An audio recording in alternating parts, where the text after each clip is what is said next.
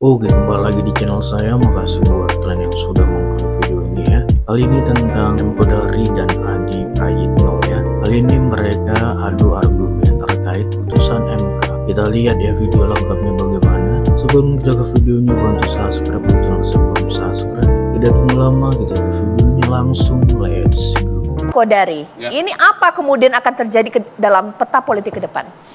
Saya kira secara garis besar tidak banyak perubahan sebetulnya. Walaupun misalnya PD Perjuangan mengatakan dengan aturan yang ada potensial 150 kotak kosong. Saya kira ya mungkin di atas kertas ya barangkali. Tetapi sesungguhnya karena ini sudah mendekati pendaftaran, maka konstelasi itu sudah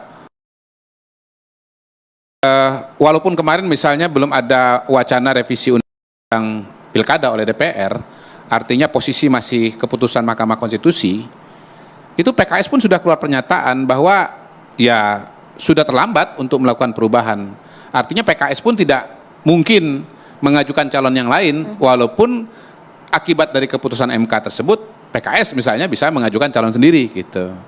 Jadi saya kira sebetulnya implikasi politik dari berlakunya undang-undang atau berlakunya keputusan Mahkamah Konstitusi itu mungkin tidak sedramatis seperti yang diduga orang.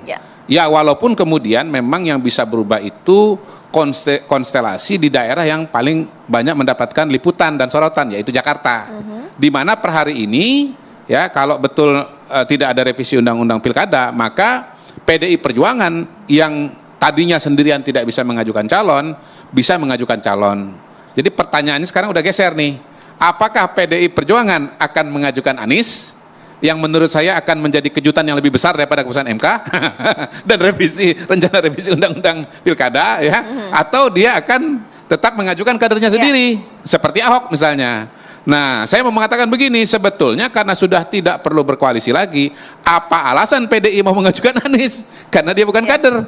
Sementara kadernya sendiri berulang-ulang kali dikatakan surveinya cukup tinggi, mendapatkan dukungan masyarakat yang luas di Jakarta, yaitu Basuki Cahayapurnama. Begitu, Cak? Menarik ya, bahwa tidak terlalu banyak nanti peta politik akan berubah. Tapi Mas Adi Prayitno punya pendapat lain tidak? Bisa jadi nggak sih kalau Kim Plus ini tidak akan sesolid sekarang? Karena partai politik di dalamnya akan berhitung kalau kita bisa mencalonkan calon dari partai kita, kenapa tidak? Ya, kalau saya agak sedikit berbeda bahwa konstelasi politik akan berubah secara signifikan, terutama partai-partai yang awalnya dikucilkan ini punya kesempatan untuk bisa mengusungkan calon. Sebut saja misalnya PDIP, ini kan kesannya di berbagai tempat nggak diajak dalam koalisi Kim Plus, di Jakarta, mungkin juga di Banten dan di tempat yang lain. Oleh karena itu yang saya sebut berubah itu adalah ketika misalnya dipersepsikan PDIP itu tidak akan mengajukan di sejumlah tempat karena dia kurang kursinya, ya saya kira dengan adanya putusan Mahkamah Konstitusi dan DPR membatalkan revisi terkait dengan Undang-Undang Pilkada, maka PDIP punya kesempatan atau partai yang lain juga punya kesempatan untuk mengusung calon gubernur, bupati, dan wali kota. Nah problemnya misalnya kalau dalam case di Jakarta, apakah betul PDIP itu akan usung Anies? Bagi saya opsinya harus dengan Anies kalau untuk mengalahkan Ridwan Kamil dan Suswono. Karena kalau melihat argumentasi elektabilitas Ahok memang runner up tapi mentok suaranya, nggak ada tambahan dari ceruk pemilih yang lain. Berbeda dengan Anies yang saya kira captive marketnya jauh lebih terbuka dan mendapatkan expose untuk mendapatkan dukungan yang lebih signifikan. Problemnya adalah apakah jarak ideologis antara PDIP dan Anies Baswedan itu bisa dihilangkan dalam seketika hanya karena pilihan mentok? Ini kan pilihan mentok ya. Satu sisi PDIP itu butuh orang yang kuat melawan Ridwan Kamil, dan pada saat yang bersamaan Anies butuh partai. Dan hari ini yang belum memutuskan untuk mendukung Ridwan Kamil Suswono hanya ada di PDIP. Pilihan mentok ini yang saya kira akan menghilangkan sekat-sekat ideologi antara Anies dan PDIP. Atau di tempat yang lain, di Banten, konon Golkar sedang merevisi dukungan politiknya ke Airin yang punya elektabilitas yang tinggi. Apakah mau PDIP misalnya menyediakan kartu sebagai syarat untuk Airin bisa maju dalam pilkada? Kalau itu yang dilakukan menurut saya mantap, Cak. Jadi karena borong partai itu terjadi di berbagai tempat, provinsi, kabupaten, dan kota, nggak bisa maju karena ambang batas. Dengan adanya putusan Mahkamah Konstitusi, bukan tidak mungkin partai-partai yang dikucilkan itu menawarkan tiket untuk bisa maju. Siapa tahu misalnya kalau Airin tertarik dan nggak diusung oleh Golkar, PDIP minat maju ini barang, bisa melawan dengan Andra Soni. Mbak Titi dan Caca sebagai orang Banten kayaknya ngangguk-ngangguk aja ini, oke gitu ya. Atau di tempat yang lain, di tempat saya ini kan hampir juga melawan kota kosong. Di situ yang petahana PDIP. Ada partai-partai yang lain yang selama ini tidak cukup untuk mengusung calon sebagai calon bupati, itu bisa usung, Ya. seperti PKB dan seperti P3. Itu artinya apa? Partai politik yang selama ini terkesan tak punya teman, dikucilkan karena misalnya dia adalah partai politik yang duafa, nggak punya logistik, dengan adanya peraturan yang baru ini punya kesempatan untuk bisa bertanding. Oke. Hai partai politik, ingat bahwa Anda itu bikin partai tujuannya adalah untuk memproduksi calon pemimpin, bukan hanya menjadi pelayan kekuasaan. Oke. Bang Kodari, boleh ditanggapi. Jadi sebenarnya apakah akan membuat situasi konstelasi koalisi ini akan chaos? Karena waktu tinggal beberapa hari lagi loh. Iya, sebetulnya begini, PDI Perjuangan itu ada keputusan dari Mahkamah Konstitusi atau tidak. Di banyak daerah dia sudah bisa maju sendiri. Misalnya seperti di Sumatera Utara, bisa maju dia dan sudah mengajukan Edi Rahmayadi. Kemudian di Jawa Tengah misalnya, bisa maju dia. Kabarnya mau mengajukan Andika gitu. Itu sebabnya saya bilang sebetulnya kalau kita bicara daerah-daerah, terutama daerah-daerah strategis, itu tidak akan terlalu banyak perubahan. Untuk Banten sendiri memang dari kalkulasi politik, dari kalkulasi kursi partai, PDI Perjuangan bisa maju sendiri dan Airin bisa lewat situ. Ya. Tetapi pertanyaannya apakah Airin akan maju lewat PDI Perjuangan? Itu kan satu kompleksitas tersendiri. Nah, ada satu yang belum disebut oleh Adi Praitno soal Pilkada 2024. Pilkada 2024 ini berbeda dengan pilkada-pilkada sebelumnya. Karena di Pilkada 2024 ini jaraknya tidak jauh dengan pemilu nasional. Nah, karena ada pemilu nasional dan berkaitan dengan penyusunan pemerintahan pada bulan Oktober, maka koalisi untuk pemerintahan yang disebut oleh Adi tadi sebagai apa tadi? Terakhir tadi dia bilang tadi? Koalisi mayoritas. Bukan terakhir. Dikucilkan. Bukan. Apa? Apa pelayan apa tadi? Pelayan kekuasaan. Oh, pelayan kekuasaan. Nah, yang disebut oleh Adi Praitno sebagai pelayan kekuasaan itu buat partai politik penting. Karena menjadi bagian dari kabinet, jadi menteri gitu. Jadi nggak bisa dilepaskan bahwa konstelasi Pilkada 2024 itu adalah kaitannya atau satu tarikan napas dengan penyusunan kabinet ya. Dan pada titik itu ada MK nggak ada MK, sebetulnya partai-partai politik ini punya ikatan yang lebih kuat dibandingkan dengan apa yang dilihat kalau hanya bicara pilkada saja. Oke. Begini, Caca. Kalau kita sebenarnya tidak terlampau penting partai mana dan calon apa yang bisa berkompetisi, yang paling penting kita syukuri dari putusan Mahkamah Konstitusi itu adalah partai-partai yang selama ini kesulitan mengusung kadernya bertanding bisa bertanding.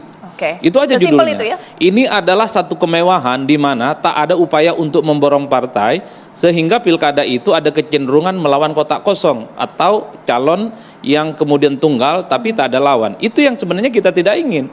Karena hakikat pemilu, hakikat pilkada dan demokrasi itu adalah pertandingan antara orang dengan orang, bukan antara orang dengan kotak kosong. Oleh karena itu, apakah kemewahan ini bisa dimanfaatkan oleh partai politik yang misalnya sudah terlanjur menentukan koalisi politiknya karena tidak mendapatkan tiket, atau justru akan membatalkan misalnya gara-gara ada kesempatan untuk memajukan kader? Sebut saja misalnya PKS, kenapa misalnya dia pindah ke lain hati bergabung dengan Kim? Dulu argumennya karena nggak cukup kursinya.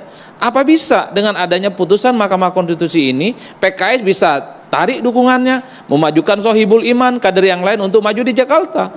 Mengingat di Jakarta itu adalah kandangnya PKS pemenang pileg di 2024. Ini kan soal challenge sebenarnya. Oleh karena itu bagi saya ke depan adalah berani tidak partai-partai politik yang selama ini misalnya kebingungan, kesulitan, tak punya partner untuk bisa bertanding, sekarang bisa bertanding.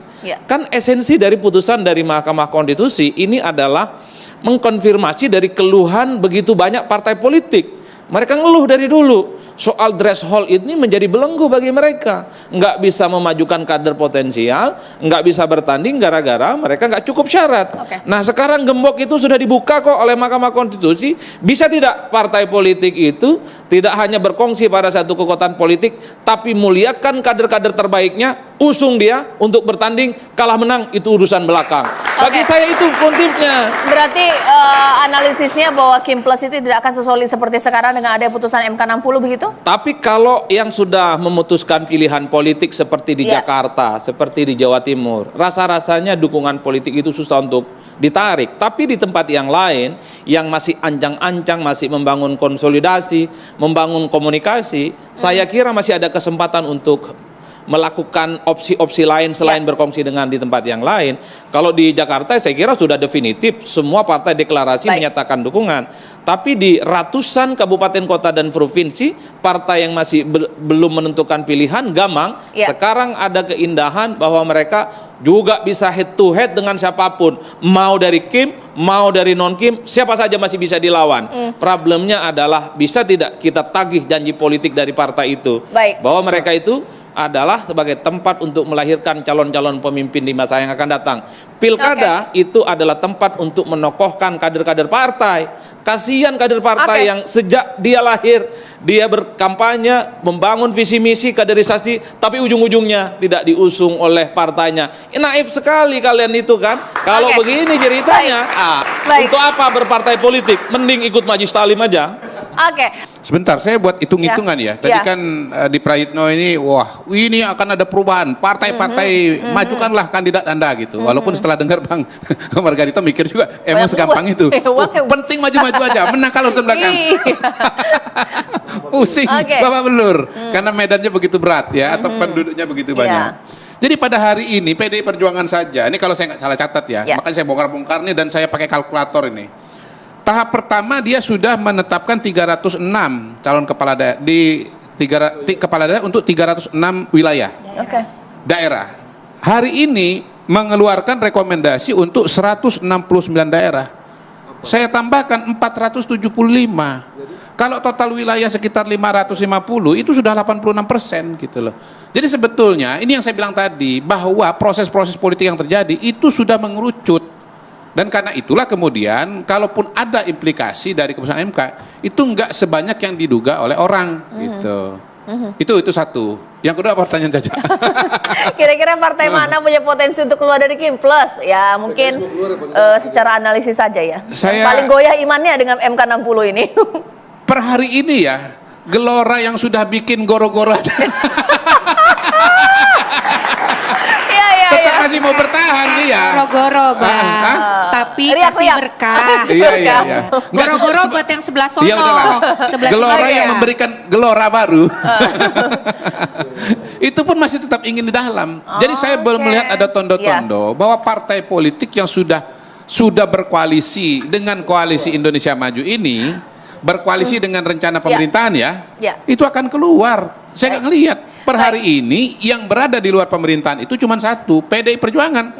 Dan karena itu kalau ada geliat-geliat ya, ada pergerakan-pergerakan, sumbernya adalah dari PDI Perjuangan. Masalahnya tadi kita udah hitung pakai kalkulator. PDI Perjuangan sudah 475 wilayah. Di mana lagi dia mau bergerak-bergerak? Barang ini sudah jadi, Bos. Gitu. Oke, itu dia video ya. Gimana menurut kalian? Coba komen di bawah. Dan sampai bertemu di video saya selanjutnya. Buah.